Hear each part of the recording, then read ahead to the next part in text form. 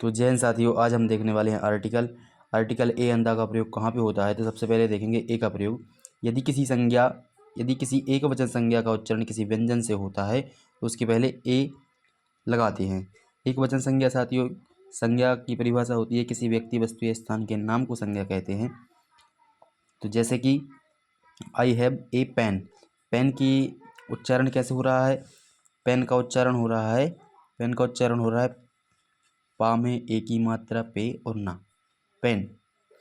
Bike, bike का उच्चारण हो रहा है बा में आ की मात्रा बा, ई छोटू ई और बाइक, इस टाइप से।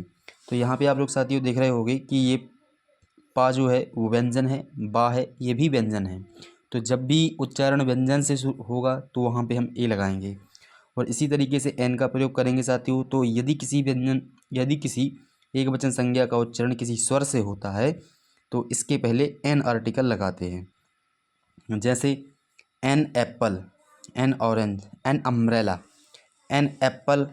एप्पल साथियों देखना, ये देखो, ये साथियों आपका हिंदी वर्णमाला का स्वर है।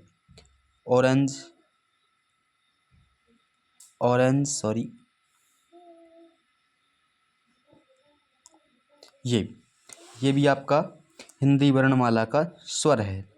तो इसी तरीके से साथियों जब भी आपका उच्चारण किसी स्वर से होता है तो वहाँ पे आपको एन आर्टिकल लगाना है। तो आई होप साथियों की जानकारी अच्छी लगी होगी।